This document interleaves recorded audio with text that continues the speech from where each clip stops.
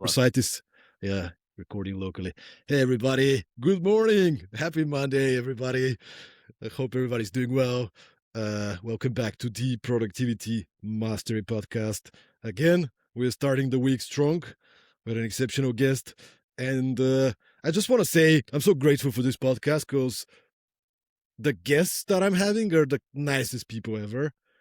First of all, super smart, expert, successful people we can learn a lot of, but also really nice people.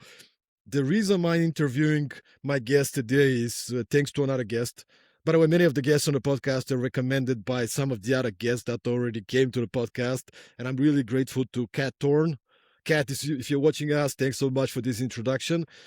The way this one happened is I casually asked Kat Thorne.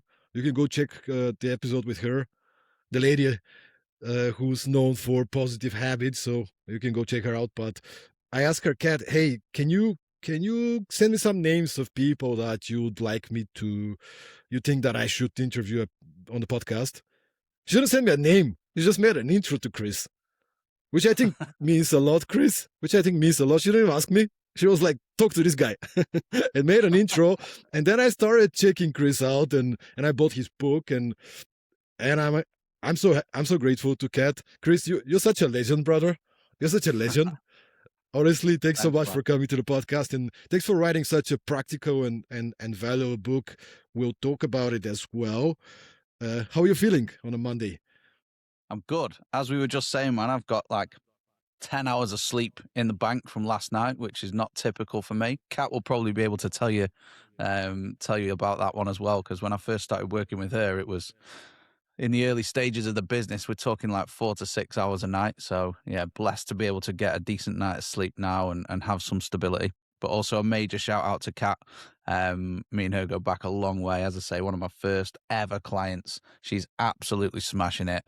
She's just bringing such a good force of, well, productivity, feeling, and obviously habits into every bit of content that she posts. And yeah, she's one of my favorite people that I've met on the journey so far, man. Yeah, I love her, man. She's great.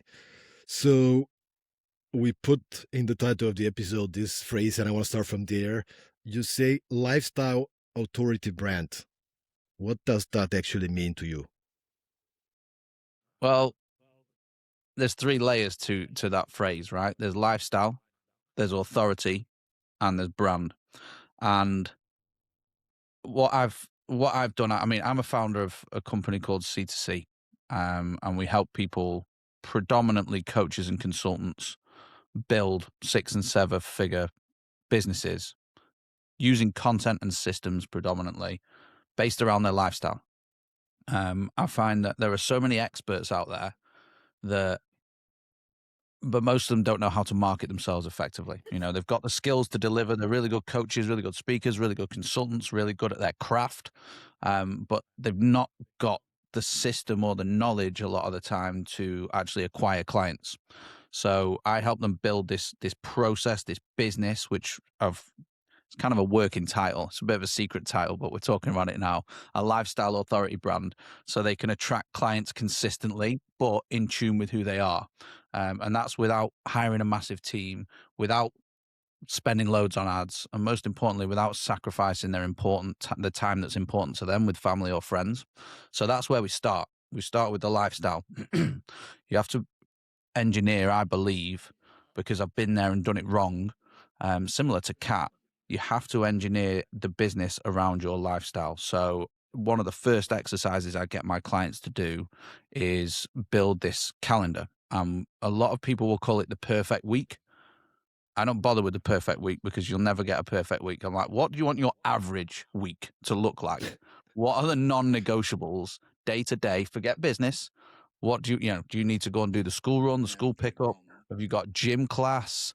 Do you want to make sure that you're always working or not working a Friday morning or a Friday afternoon? One of my rules is I only take calls on Tuesdays, but obviously we couldn't make that work, so there will be the odd exception. But for the most part, I only take Zoom calls on Tuesdays now, apart from one other call I take on a Thursday evening, which is a client-facing call. So it's putting in these boundaries first and foremost, so you can actually adhere to them. I find find that most people operate best when there are constraints in place. So in a world where you can do anything and access anything very, very quickly, it helps to just be able to go, this is my lane. I'm going to stay. I might zigzag around a bit, but I'm going to stay focused in this lane, and operate under some form of constraints. And your average week or your average calendar is those constraints. The next thing, once we kind of got that in place, is how do we go and build authority very, very quickly?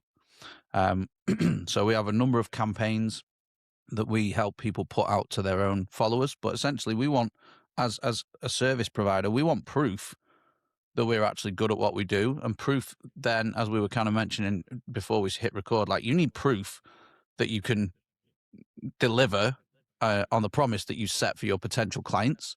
Once you've got that proof, it's very good marketing material to then go out and get extra clients, get extra cash, get extra leads, get extra referrals, get extra partners in the business.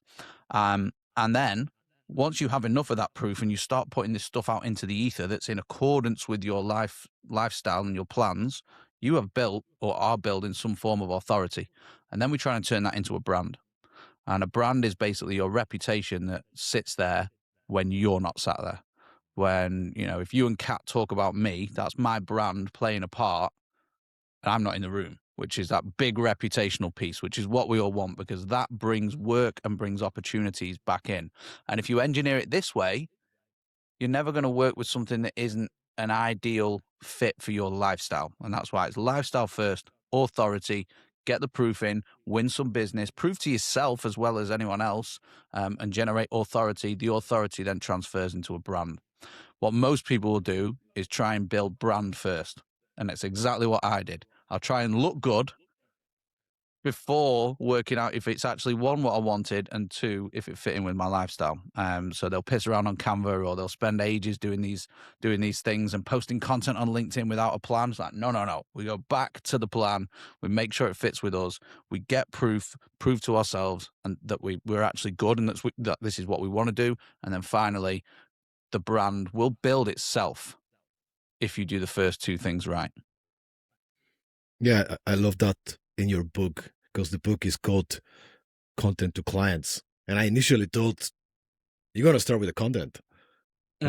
Chapter 1, this is how, like, I don't know, LinkedIn, how you do, like, no, you get into the content later in the book, because before the content, you gotta know why you do what you do. You gotta know what you're selling, what you're offering, what you want to happen. Productivity mastery is about productivity. And then you mentioned in the book many times reverse engineering the vision. Where do you want to be? And then you build it backwards.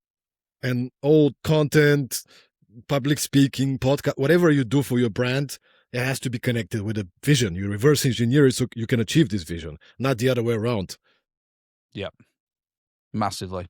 And, there are certain things that I've worked in marketing for a while now, because I worked at an agency first, and I always used to think the vision and values thing was all a bit like, ooh, especially when, when you get into working for yourself and you're like, well, I haven't got time to work on the fucking vision. I actually need to just go and win some clients. But a lot of the time, if you take the shortest route, it's going to be the most perilous. And I think if you can just sit back, even for like a day or two, like nothing crazy, and just go, here's what I want things to look like. Here is what time I want to start work. Here is how much I will charge as a non-negotiable. And, just almost, you've got to have an air of where you're going, but also be grounded in reality at the start. And then I think those visions and value pieces sort of build themselves after a few months anyway, so long as you're being true to you, the people around you, and what you want to build. So you don't have to have this grandiose vision of, I'm going to help 1 million entrepreneurs achieve this, or I'm going to plant a rainforest in South Africa, or in Africa, whatever. Like, it doesn't have to be that big, but just a vision of where you want to be 6-12 months from now, maybe even 90 days to begin with. Dude, that's such a great reminder. Sometimes we're overthinking too much. And it's like, oh, it's too early. I don't know what my vision is. Just write something, gain some clarity, put something in there. In a couple of weeks or in a couple of months, you're going to change it. You're going to adapt it. You don't know yet. There's this saying, have a goal, but write it with a pencil.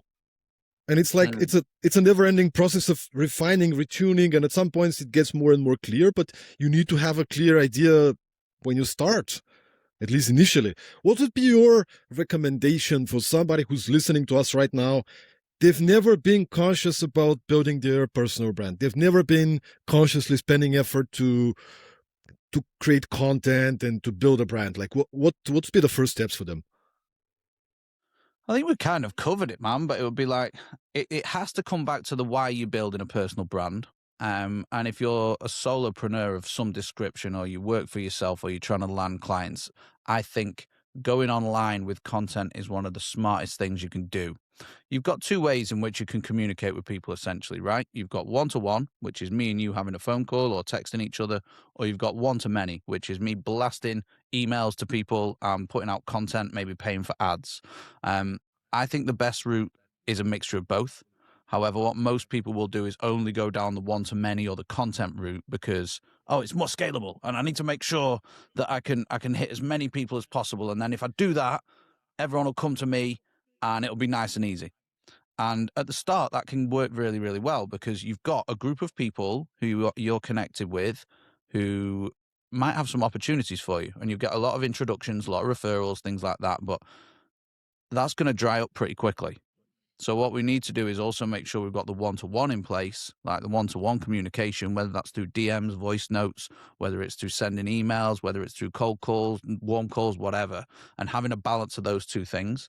I think my main recommendation would be, you've kind of touched on it already, but taking action before you're ready. Like you are not, if you wait for the perfect conditions, you'll always be waiting. So it's like, just think of a few needle movers each day that are going to get you a little bit closer to winning a client, or a little bit closer to getting on video, or a little bit closer to picking up the phone and cold calling people, or a little bit closer to a partner or a referral or intro or feedback on your offer, whatever it may be.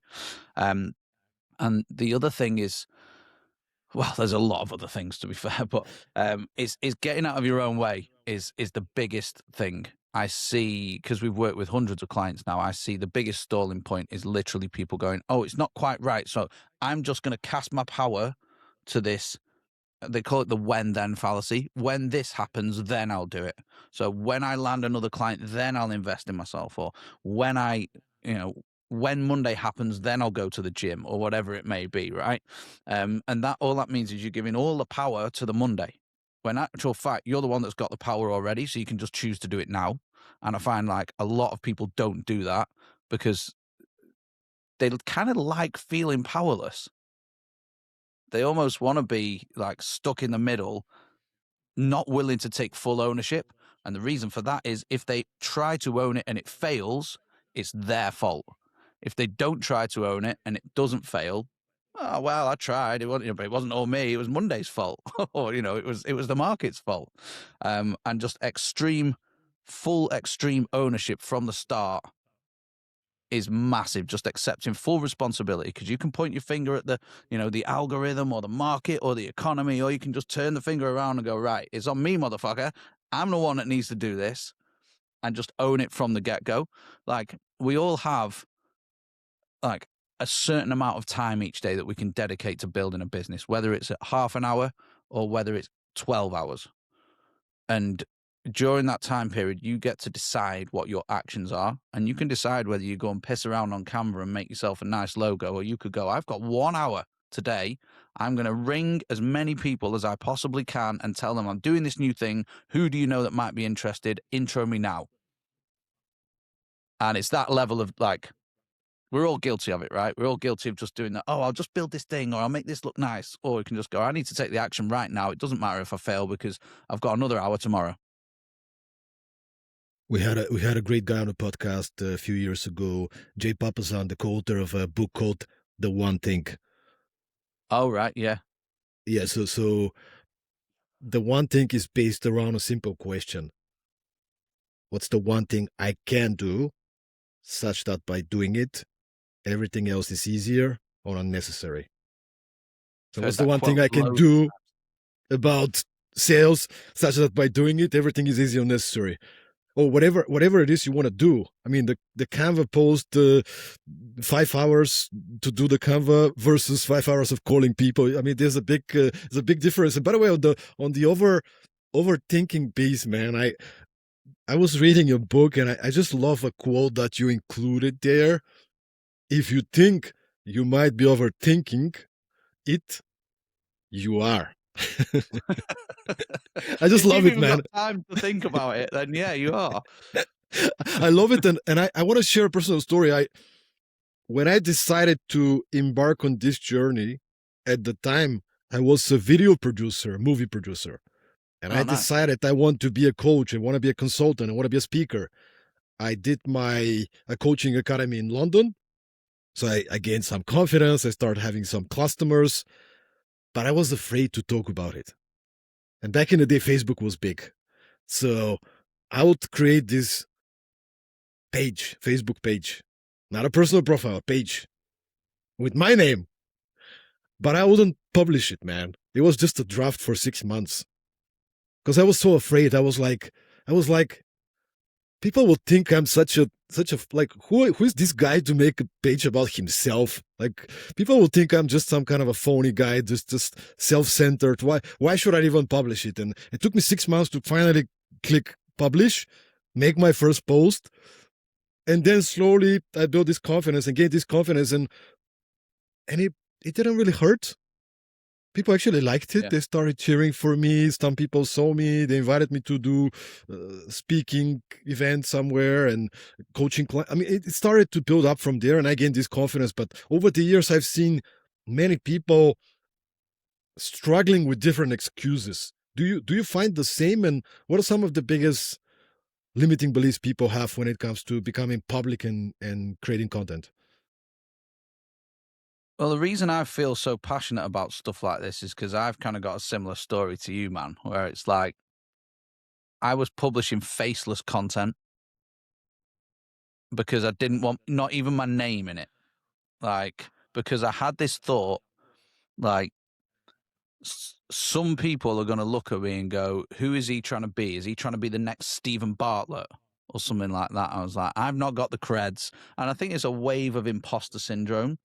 Um, I think the way most people think about it is everything is final. And if someone sees it and it's not 100% perfect, I have failed.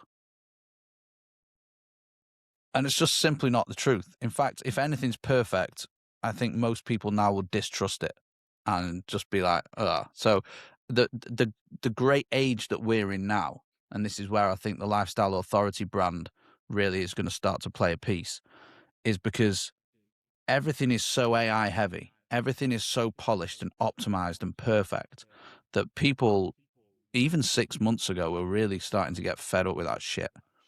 Like, it's awful. And that's created a lot of distrust with the robots and the fake like posts and comments, especially on LinkedIn. So people are craving something else which is less polished, it's more raw, and it's more human. And that's what I try to get. I mean, we've got loads of AI things that we give to our clients to speed up the process, but one thing we've never built an AI tool for is the writing. And I think that I'm going off on a tangent a bit here, but I think that is so crucial as a small business owner to be able to communicate your words and your message yourself and not having a robot do it for you is massive. And I think people aim too far. You know, the pendulum always swings, so it'll go back where messy content that is unpolished is now unpopular, and people will prefer the more polished stuff. At some point, everything goes round in a cycle, right? But for now, it's never been easier because you don't have to have anything perfect. You could literally create content and go, hold your phone up and go, so I just hopped off a call with a client. This situation happened. They were stumbling with or struggling with this. I helped them achieve X goal, and here's how I did it. Step 1, step 2, step 3. If you want to find out more about working with me or you just want to see what it's like for free, I've got this guide. You can go and download it, or this training is beneath the video. Like, it's that simple to create meaningful human first content. And yes, there's levels of mindset, I guess, that you have to graduate through in order to get up to the level of freestyling on camera for sure. But you can do it very, very quickly. I mean, my first live podcast, I scripted my answers to every single question, and I was there reading them, like because I was that nervous, and it only took like 6 months for me to just, I don't do any prep, like just turn up, I'll talk, because I think people get more from that anyway, rather than anything that's too polished and too engineered. So when I started this journey, I was thinking the Stephen Bartlett thoughts, and I took it back to a logical place. I was like, okay, so I am nervous that people are going to say things about me. Who are those people? Like, let's actually make a list of the people whose opinions I actually give a fuck about. And it was two people, and they were both close friends. And since then, both of them have like congratulated me on how well I've done. One asked me for help on how he could do it himself, and he's now got thousands of followers. Because I'm not taking credit for that, but he was just interested. He's doing it, and boom. And they were people that I was nervous about, like whispering behind my back, like, "Oh my god, who does he think he is?" When actually they were just dying to do it themselves, or they would be mega impressed with it anyway. So, and I was expecting the list to be like all my Facebook friends, and it's like I don't care about them. And the other thing I did, if someone is in that boat, is a great hack. I just blocked everyone. Anyone that I thought might have had an opinion or a negative opinion, I just blocked them. And I still haven't unblocked a lot of them. So what's the point? Anyway, a long answer is I think the fear of judgment stops us from being ourselves more than we think, whether that's online or in life. But just go through it slowly and start like logically. Who is it that you care about? Maybe you need to go and have a conversation with them and go, hey dude, I'm going to start doing this content thing. I'd really like your support with it. Or I wondered if you might be able to give me any pointers because you're really confident, or whatever it may be, and get them bought in before you start doing the thing if you're that nervous about. But I think that's the number one sticking point for most people is judgment or failure. Mm. Yeah, I can relate, man. I used to have the same for content. I've had the same when I was starting my journey as a speaker, and I didn't have so much confidence. So I thought there were a few, two, three people that in my head was like, what would these people think? Which made absolutely no sense. And then Mm. a year or two later, I met one of these guys, and we had a conversation. Oh my god, man, you're so good on stage. I'm just so so inspired by you. I'm like, what am I mean, this is just a story I make. I mean, why it doesn't matter? It doesn't matter. So, but it's great that you're mentioning that. It's great you're mentioning that, man. Let's talk about content. Let's talk about content on LinkedIn. And you are a big proponent of organic content to clients.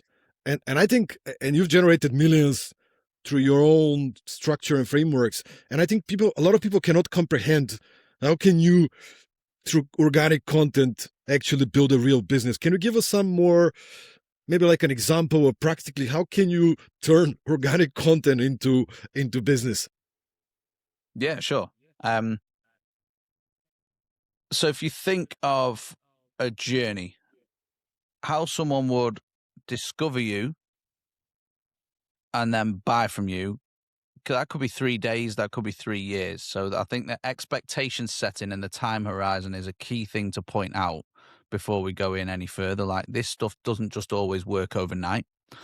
Now you've kind of got two routes, as I mentioned earlier. You've got one to many, where you put something out into the universe and it goes to lots of people. Or you've got one to one, which is a conversation that typically happens behind closed doors.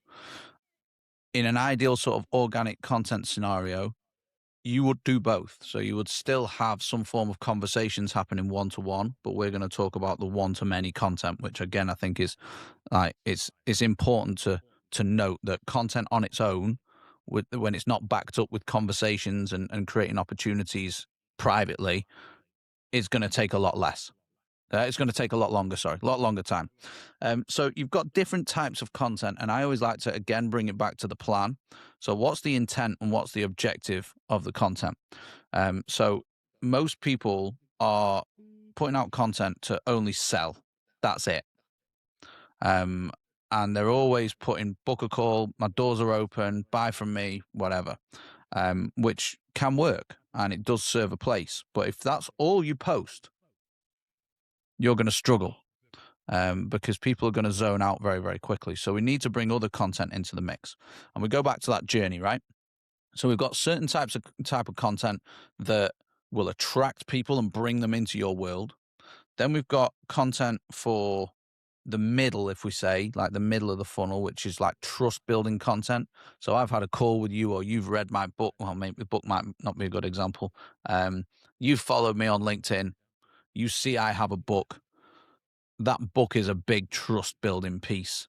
And then, I might put one of those selling posts out and you go, oh, I didn't know I could work with Chris. I might book a call or whatever it may be, right?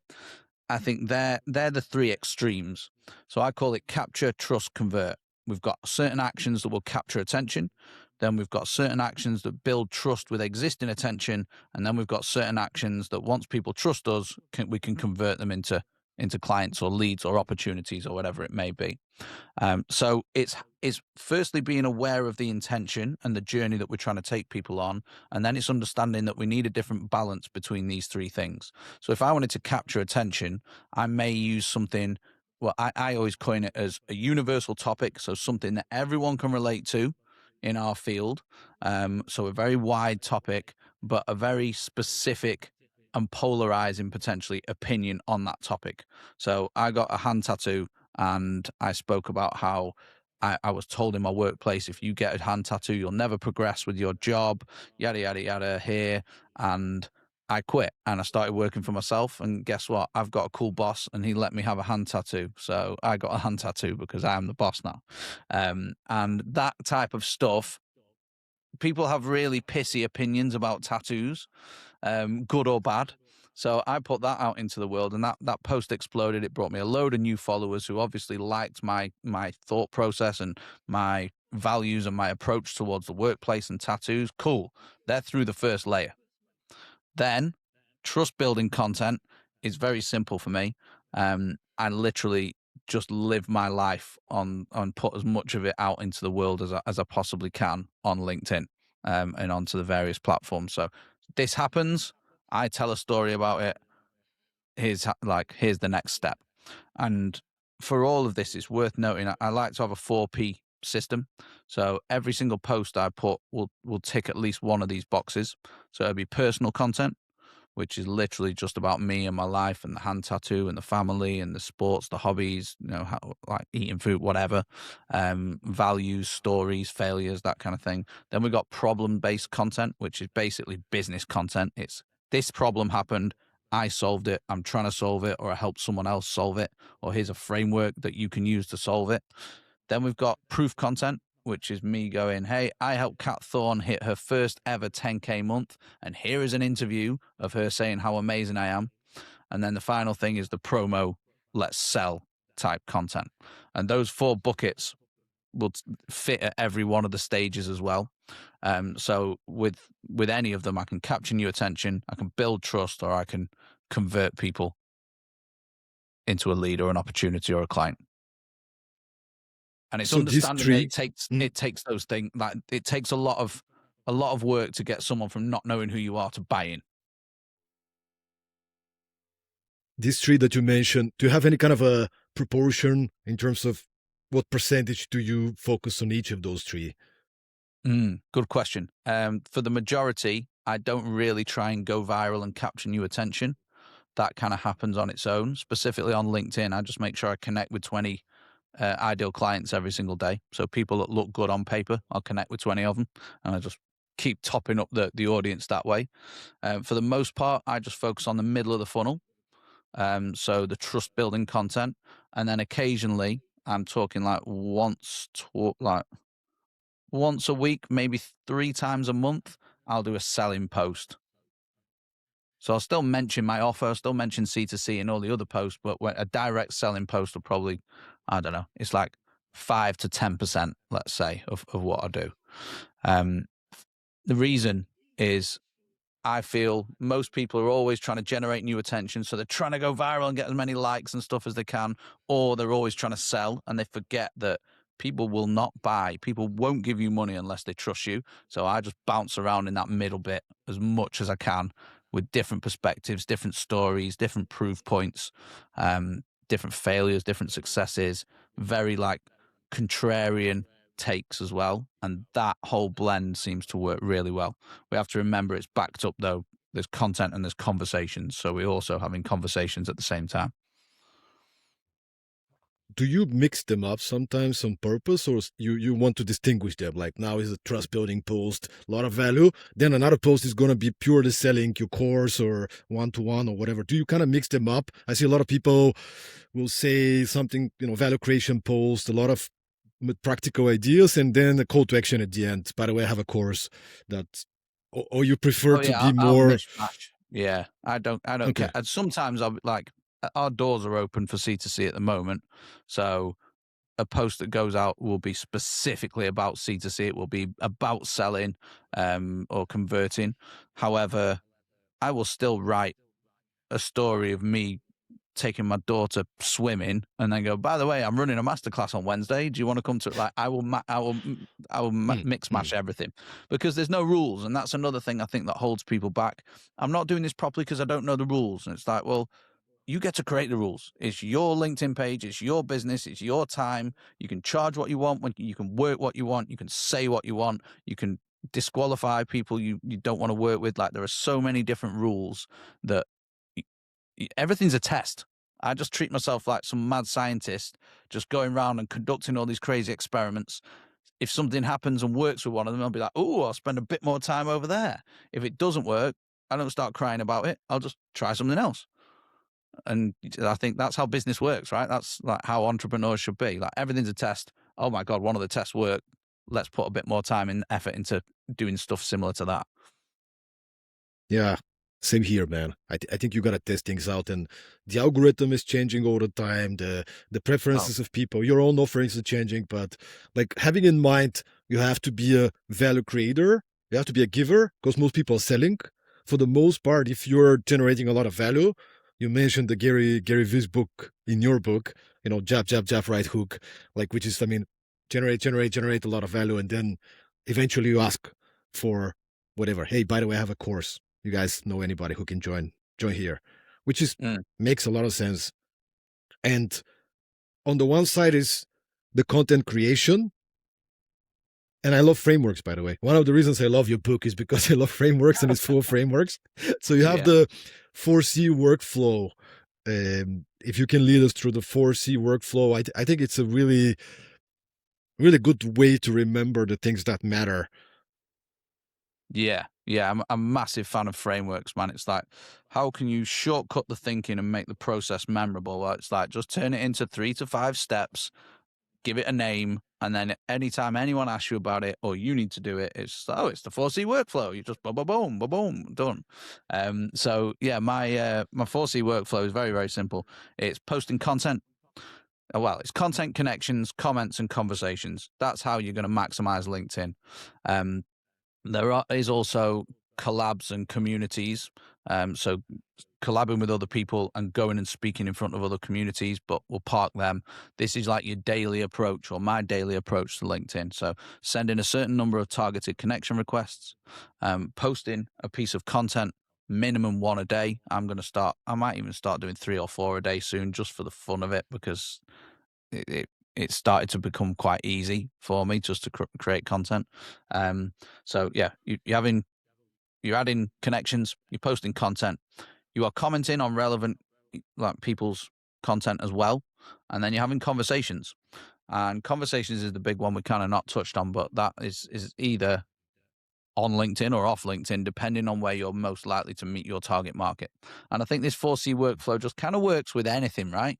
We want to make sure we're bringing new people in with the connections. We want to make sure we're putting something of value or something interesting in front of them. We want to make sure we're giving them feedback and speaking to them and letting them know that we exist that way. And then we're also having private conversations, DMs, calls, whatever. That's No, this it's great, 4C man. workflow. I think it's great, man. And I think the times I'm not always doing it. I have some moments that I'm super busy, so I'm, maybe scheduling some posts, and I don't have time for comments and DMing people and engaging in conversations. And but I see that when I do it consistently, it actually helps me a lot, Mm. because you build connections. You build familiarity. Another thing you talk about in the book, and I think it's important we cover that, is the touch points. The importance of building trust and familiarity. Maybe you can lead us a little bit, explain why touch points and familiarity are important in today's modern world of business. Yeah, sure. I mean, everyone listening's probably heard the phrase like we're in a trust recession. And like people trust is lower than ever. Now, I've been thinking about this phrase a little bit because a lot of stuff gets said on social media, and then I'll be like, I'll just go and internalize it for a bit and like, are we in a trust recession? Or are content creators and people just in more of a rush? And because they're in more of a rush, they're expecting results a lot faster than they would have done a while ago. And also, the amount of content that goes out is probably tripled compared to where we were 2-3 years ago because making content's easy now. So there are a couple of things to consider. I think, you know, looking at the concept of a customer journey, Google did some research a while ago, and I think it was called the 7-4-11 rule. So, on average, before someone was going to buy from you, they'd have to be exposed to you for 7 hours across 4 different platforms or 4 different formats. So, written, video, or Instagram, LinkedIn, across 11 touch points on average in order for them to buy from you. So, if you think about that, 7 hours of exposure. That could be a lot more than 11 touch points. And it's why I believe in YouTube being and video so much is like, if I put 14 30-minute videos out, I'm going to get to that 7 hour point with you a lot faster than if I put 14 LinkedIn text posts out, because you can read a text post in 10 seconds. But with video, you're going to sit down, you're going to spend more time with it. And also this, the familiarity with the face, the voice, the background, the opinions, the mannerisms, the clothing, all sorts of the swearing, the no swearing, the way that you talk. So I'm a big fan of video. But we have to remember when it comes to the touch points, people like different things. So I was sat with one of my clients the other day and they said, how come you don't do your podcast anymore? And I said, I've never done a podcast. And they're like, you have? You used to publish podcasts all the time. I'm like, oh, that was just me taking my LinkedIn, my YouTube videos, getting the audio, and my VA would put them on Spotify. And she was like, I used to love that. That's why I bought from you. I was like, oh shit, okay. I'm like, well, why wouldn't you watch the video? In my head, like, just watch the videos. And some people just don't want to watch video. Some people don't like YouTube. Some people hate audio and video and they just want to read. Some people like speaking in DMs on LinkedIn. Some people prefer emails. Some people prefer phone calls. So you've got all these different touch points that you kind of have to think about in order to take someone from, maybe being interested to getting them over the line. So it kind of ties in with the content. We've got these different touch point, or the journey, which is we've got these different touch points that we can basically get people to know us, build trust with them, and then convert them. The same is true of content and of the conversational piece, and that's where this journey gets like unfolds. Like I've been a bit short sighted in my actions recently because I'm just like, I want to communicate through email and I want to make video. That's it. And then speaking to this client, and that made me think like, I'm just doing what I would want, like, because I watch videos, I watch YouTube. So there's it's takes a lot of working out, and I think the best thing to do is try and do a mix of all three, but also of all of them, but also play to your strengths as well. So if you're shit on video, maybe you don't start there. If you're a really charismatic speaker, go on video, and just go to where the audience are and where your strengths are. And then, yeah, you can start to, after you've won a few clients, you can start to go and speak to them and go, hey, where did you first discover me? What was it that sort of tipped you over the edge? One of the big things as well for us was when we did sales calls, was putting out more and more sort of medium long form video. And when people would come to the sales call, they'd be like, I feel like I know you.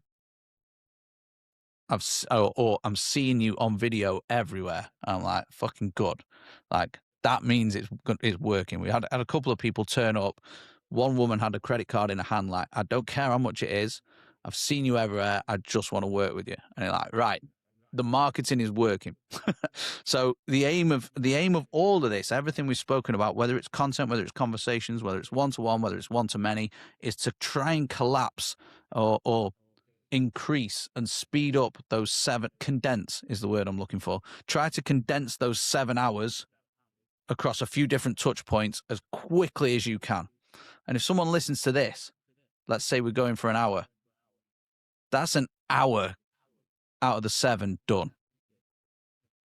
So again, long answer, man.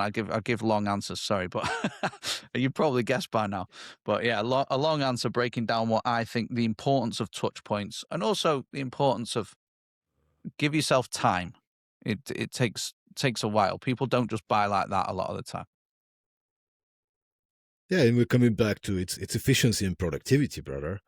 Like if you can condense these hours and build the trust and familiarity, of course, by providing value, by being charismatic, by being an expert, but then you get exposed, and next time you have a meeting, the lady with a credit card, what a great example, by the way. Yeah. She will be Right. there, right? Because she already knows you. She trusts your expertise. I mean, I don't know if you have this, but I'm getting more and more people that stop me on the street and they're like, "Hey, Stoyan, how's it going?" And I have no idea who they are. And they're like, "Oh, I follow you on LinkedIn." Mm. They never maybe commented on the post or never wrote me a DM. I don't know them, but they follow me and they know me. They think I'm their friend. Mm. And then after we chat a little bit, they're like, "Oh yeah, you probably don't know me, but I follow you for the last couple of years. Love your content." Okay, interesting. It's cool, man. It's super cool. Like you build this, you have these free tools, LinkedIn, Instagram, whatever. You have all these free tools. The other thing that came to mind when you were speaking is what you touched upon a little bit at the beginning of the conversation, which is sometimes we're too focused on views and impressions, and they matter, but they don't always matter. Because if you get 200 views of a 1 hour video podcast and people watch the whole podcast and they listen to you and like in depth, how is that comparing to a 15-second TikTok video where you get 50,000 views? A lot more views, right? But it's different. Mm. So it's not always views. Sometimes I get posts that are not having so many views and impressions because maybe they're too niche, too much. But then I get 3 leads out of them from a post with super low impressions and likes and so on. So it's like it's a combination, right? And maybe I want you to share a little bit about that. How do you decide what to post? And maybe tactically, like when do you do it? Do you have some kind of a Sunday morning? I spend 3 hours and I do the whole scheduling for the week. Like, how do you decide what to post and when to post? Nice. Just to go on to the impressions thing and the engagement side of things. Someone asked me this the other day, and I see people talking about it a lot. How come when I write a post about my dog or my food or my family, it goes crazy, and then I put a post about my offer or my business and I get no impressions and 3 likes or whatever? I was like, well, think about it. You've got 20,000 people, 5,000 people following you. Every single one, 100% of them eats food. Only 2% of them give a fuck about your offer. That's why.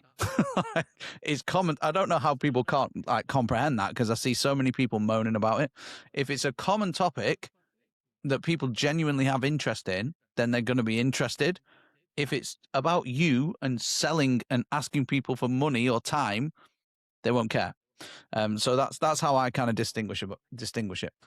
In terms of the content creation, I sit down every Wednesday morning, and I write. Sometimes I will use voice to text, so I'll use AI, but I will write, and I will try and write for like 2 hours straight, and I'll just aim for four things. I'll aim to empty my brain about personal stuff, problem or business related stuff. What proof have I collected that week, or what have I proved that week, or do I need to talk about my book maybe, or sometime I was on stage, just something that signals authority. And then what am I promoting? So a lot of the time I won't be promoting anything. I'll just be trying to like get people on my email list, and that's my framework. Those four P's. So I'll sit down on a Wednesday, and I have two things in my arsenal. I've got a WhatsApp group with myself, so I will literally just look in the WhatsApp group, and it's just me, and it's where I put ideas and links. So I talked about the fact that my gym's this is just something I put in yesterday. My gym is at a football club. It exists to help the football players at the club with their strength and conditioning. They just sell memberships to the public as well, so people like me. And that's a great approach to take with your marketing. You take something you're already doing and then you sell it to people. Perfect. So I'm doing this thing. I'm already doing it. Do you want to buy it? So that was just, and I'll just look through this. I've probably got like 5 or 6 things. I'll decide if I want to turn them into posts or not. But I always write for the long form first. So I'll write emails first, or I'll pretend I'm writing an email, even if I never publish it. And just going through that process can be very painful to begin with, because I'm just like, oh, I'm not ready today. I'm like trying to force creativity into a day. But if you give yourself 2 hours, like a lot of stuff comes out in 2 hours. If you're like, I'm writing, I'm just typing or talking, I don't care. The good thing is you can ask AI to interview you and all these different things. And then that's when I end up with these, like, let's say 4 emails. I then will either go into video mode, I'll turn it into a bit of a script, or I will just break them down into LinkedIn posts, and then I'll schedule them as I write them.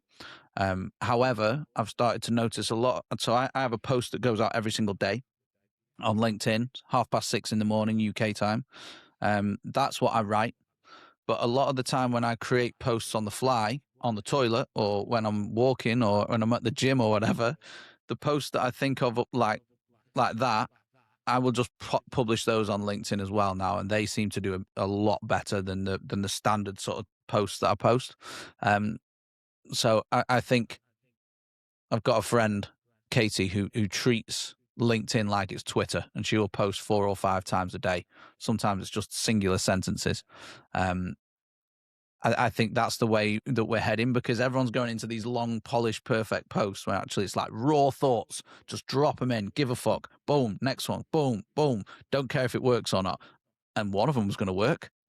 If you're doing that many, if you're doing 20 posts a week or 30 posts a week. But that's my process. Is I look for stuff that's already happened.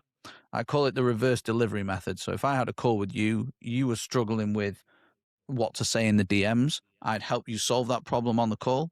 I'd get the transcript, or I'd get my notes, and I'd be like, hey, I just hopped on with Stoyan. He was struggling with this problem. I'm going to show you exactly how he solved it, so you can do it in your business. Da, da, da, da, da, da, da. By the way, buy my thing. Download this. And that, like, the reverse delivery method is just the easiest way, because you don't have to make anything up. And if you do it on video, a lot of the time I'll go live, and solve a problem. I'll get the flip chart. You can't see it. I don't know why I'm pointing over there. I've got a flip chart. I will draw out some sort of mechanism or framework, and then I'll just say, this is how I help Stoyan do it. If you do it on video and you talk about a client problem, you've got you in the video, so there's personality. You're solving a problem. You're talking about helping someone else do it, so there's some proof, and there's a very easy opportunity for you to promote whatever you want to promote as well. So the live video kills all excuses, kills all friction. You hit record, and you're like, you've got to do it. You've got no choice. And then I can publish those on YouTube or pull the transcripts from those. And it's this never ending cycle of movement I and think that's ideas. answering one of the questions we're getting on the live, and it's from Oh, okay. Yeva. She's asking which is your most authentic content format that comes most naturally, and she shares that for her that's photo plus text. But I think you kind of answered it. There's like for me, I just prefer the removal of all friction. That's how you get the most authentic content. So for me, it's the one I just mentioned. If I could only make one type of content moving forward, it would probably be live, because it's just like this podcast, right? I've made, I don't know, 10, 20 mistakes so far in this podcast where I've gone, and then I've gone off on a tangent. I forgot what I'm talking about. Like I have to act on my feet, but it's authentic, and I can smile, or I can like knock something over and, oh my God, and like throw stuff on the floor, whatever. And it just has to happen because it's live. So you bring your flaws into it. And also the minute that this is done, it's done. It's published, it's gone, it's out there as far as I'm concerned. So for me, going live, and you just get so good at it so quickly because you have to. There's no like, oh, I just need a script, or actually which picture am I going to look at, or what do I need to talk about today? It's just, I've got a topic, here's a couple of ideas, maybe not, go. I love it, man. And to me, if I can expand on that, I love going live by myself, but I think that my favorite would be having a conversation with somebody. Then you can repurpose part of the content, but like just there's something beautiful about speaking to another human being, because it's not pre-planned, but you come up with stuff that you might not be able to if you're planning what to record. Because when you're planning what to record, you're trying to come up with this simple, easy, perfect kind of piece of content. And when we have a conversation, you can actually go deeper. You can say something that you never told before, maybe a story, an example or two, or mindset shift, something like that. But just to wrap up this little topic, to me, I think is the kind of content that I love the most is getting a little snippet from a keynote that I previously did, and then expanding with some in-depth copy related to the topic of this 1-2 minute video from a speech that I did. That's probably my most natural. You can see a lot on my news feed. 1-2 minute video plus long copy.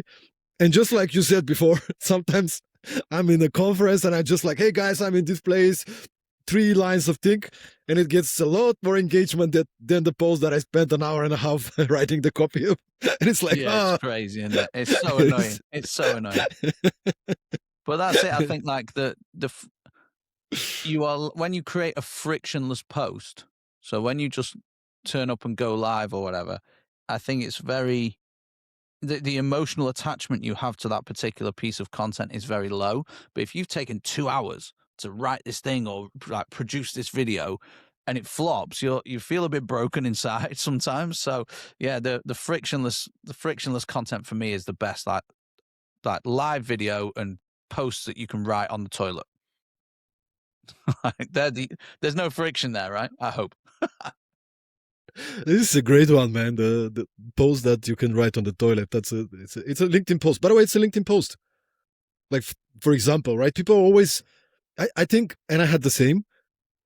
We have this. Oh, everybody knows that. It's just too simple. Of course, everybody knows that. Not everybody knows what you know. You have your experience, your expertise. A lot of people might get inspired. They might know it, but you remind them of something, so it will generate value for them. So don't be afraid to, I don't know, the toilet post. It's a LinkedIn post, literally, right? Like the toilet post. Don't be afraid to just, this is my test. If I can post it from the toilet, then it's probably a good enough. Okay, boom. It's a post. And actually people will like it because it's not a AI kind of a structured and human-less post. Like it's something real, right? And everybody can resonate. Everybody goes to the toilet and is checking their phone and you give yourself constraints as well. It's like, by the time I leave this room, I will have written a post. That might give you anywhere from 2 to 10 minutes. Hey, But again, title of your next book, boy. Title of yeah. your next book. But by the way, another question. I think it's related, but I think it makes sense. Again, from Yeva, she's asking, what would be your advice for busy leaders who lack discipline for their personal brand, digital presence? Something as a system or routine not to fall back from their goal. Whew. Okay. Well, everyone's busy. I don't think we can anyone like. I always try and look for contradictions in what people say, like in every phrase, right? Busy founders. All founders are busy. So therefore, we can remove that part. You're just a founder. That's the first thing. It's just think about it like this is life. Again, it has to connect with the bigger goal. Like some people, I don't know many, but some people don't need to do the corporate. The personal brand side of things. But let's say you do, it has to come back into the like, why are we doing it, and how are we doing it, and how do we streamline it? So for me, the way I like to think about things, if you are busy, if you are a founder, you are not meant to be, you are basically a CEO. You're not a social media manager. So therefore, you don't need to be messing around with the scheduling and things like that. You can outsource a lot of this, which is super important. But to begin with, the way I like to think about scaling things and outsourcing stuff is first you have to do it with self, then you have to turn it into a system, and then you can scale it at the top. So self, systemize, scale it, or outsource it, or put money behind it, or automate it. So I would set aside anywhere from a month to 6 months to get into a routine of trying and just having a bit of flex in your calendar to experiment with content types, with getting to know a platform or whatever it is. I guess we're going to be talking about LinkedIn here. So getting to know LinkedIn, seeing what works, and then building your own kind of system. I mean, we've already covered lots of systems in this podcast already, right? An hour a day, run the 4C workflow. So content, comments, connections, and conversations, and then see what happens after 6 months or 2 months. That is going to give you a pretty decent indication of like, I'm not doing the comments. Like I don't do any comments anymore, aside from like if I'm just scrolling through. I don't do anything particularly targeted. One, because I'm lazy, and two, because I'm busy. So I don't bother with that, but I will do conversations, I will post the content, and I will make sure the connection requests get sent every day.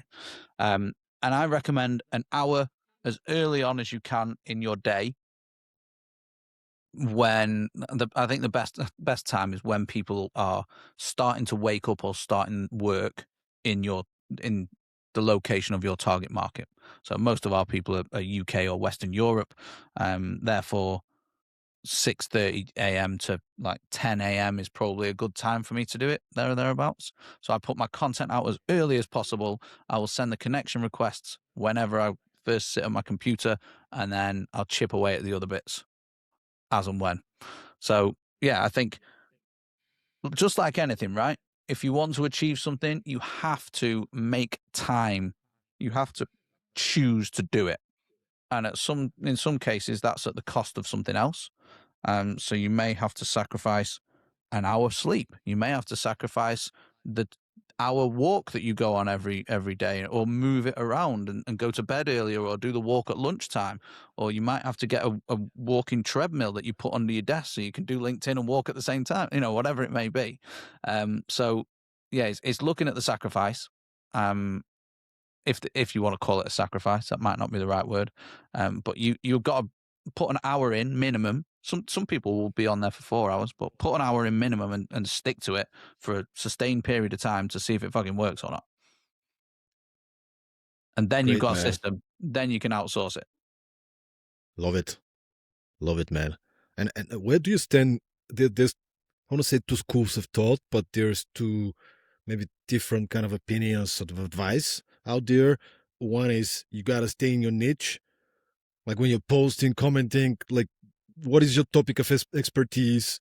Stay there, post about it. Everything you do is around this one. And then the other one is just be you and post about a lot of different things, because then you can You can get a lot of different people to follow you, to get to know about you, the human side. And I've seen advisors and consultants to advise both type of. Where do you stand on that one? Should you be fully deep on your niche, or should you be a little bit more open minded? I think it depends where you are in the journey. So if you're just starting out, it's going to make life a lot harder for you if you go, right, I am only going to write posts for left handed plastic surgeons who are based in Switzerland who play tiddlywinks on Sunday afternoons. If you start really niching down into just writing content for them, like you're not going to get much response. So I think nice and wide to begin with, and then you kind of find your way. I mean, I made a big mistake on this. I have a B2B sales background predominantly, and I started posting B2B sales content on Instagram. That's where I first started. And I quickly realized that I'd niched down too far with my content. And then I thought, well, everyone says they want sales, but there are things that they haven't conquered or they need to look at first, which is the marketing.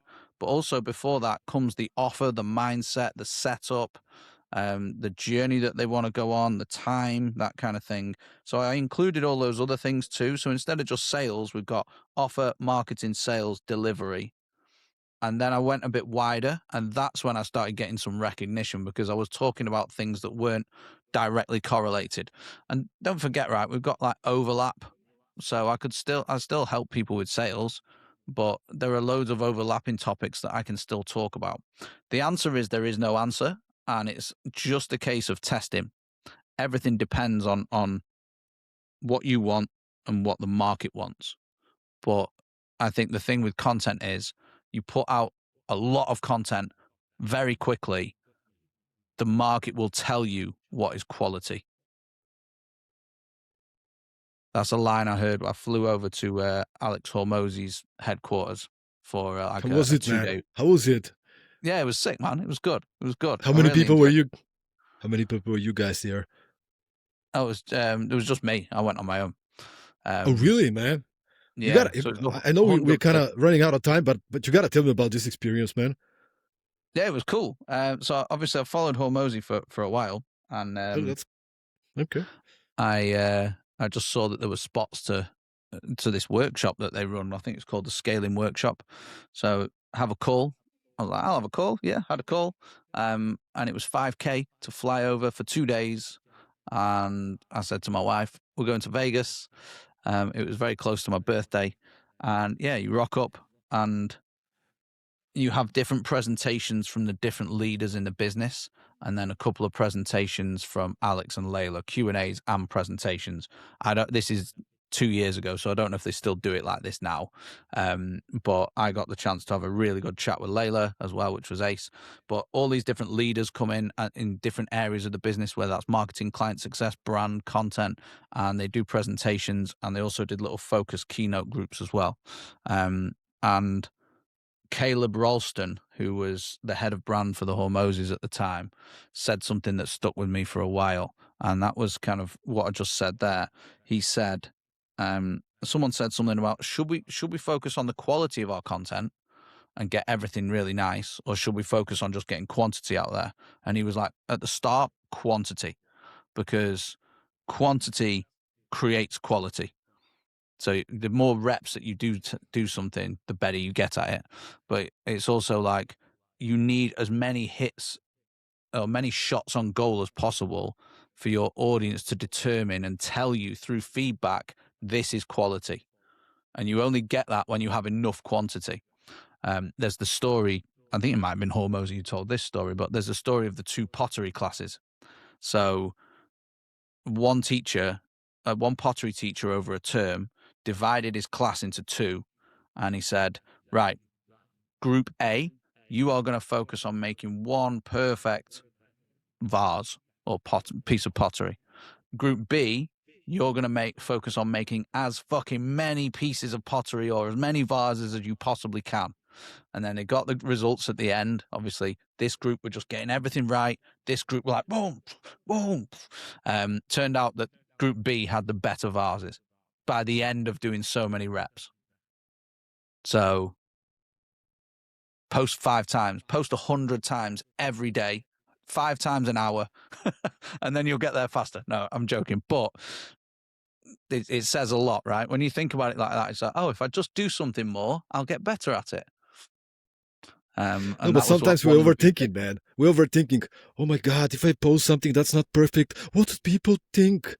They don't care. They'll see it for 2 seconds and scroll down, and in a couple of months, when you're really good, or in 6 months, they wouldn't remember that your post was bad. They'll look at your current post and they'll be like, "Wow, this guy's Toyan, man. He has really bad posts, but now he's like, wow, this is so good." I mean, Mm, before you become great at something, you have to accept that you're going to be bad or maybe average, and that's okay. By mm. the way, I'm talking to myself as well. I'm not perfect at Yeah, that. I'm yeah. just, we all learning.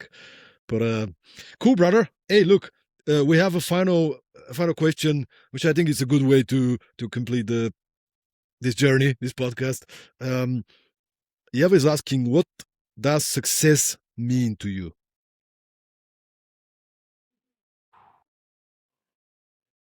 Success to me personally, or the definition of success. What does success mean? Let's look at the definition first. My definition of success is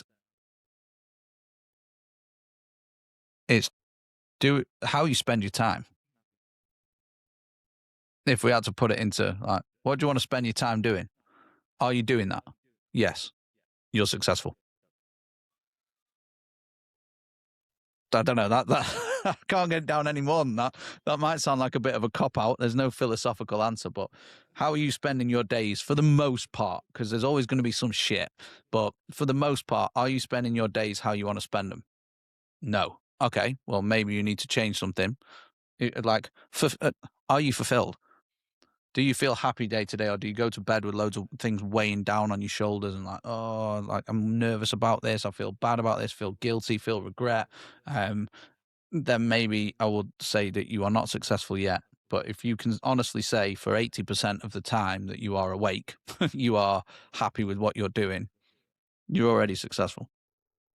Love it, Chris. Chris, thanks so much for being with us, brother. Thanks, Final man. thing, I want to give you the space. I want to give you the space. You said that your program C2C is launching now. Maybe you want to share with the audience what's this program all about. Tell us about the book as well. Just kind of to wrap up the episode. Where could people get in touch, find you, and get to work with you?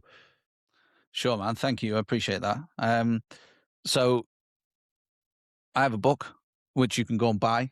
Obviously, that's the cheapest way to work with me, apart from some of the free stuff. However, I do have things all over YouTube and LinkedIn as well. I try to give, as we've touched on in this episode, and Stoyan mentioned earlier, as much value as possible for free to help people out. So you can go and watch YouTube or pick up the book from Amazon. My higher ticket sort of way to work with me a lot closer is through my program C2C. So we help coaches, consultants, and experts, creators, service providers build lifestyle authority brands, make shitloads more money, and do it all while working school hours, because there's a lot of people in our client base who have kids, myself included, and we don't want to be chained to our laptops all the time. So you can find out more by going to my LinkedIn page and just clicking the thing that says school hours only. I don't know if Stoyan may put the link underneath this, but we open up for a few days every single month, and then we shut the doors so we can work closely with a group of founders.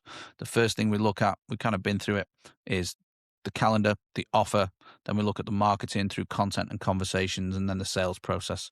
Then if you want to work with us past the initial mark, we start to get into delivery ops and scaling things up through, well, systems, content, automation, AI, and outsourcing stuff.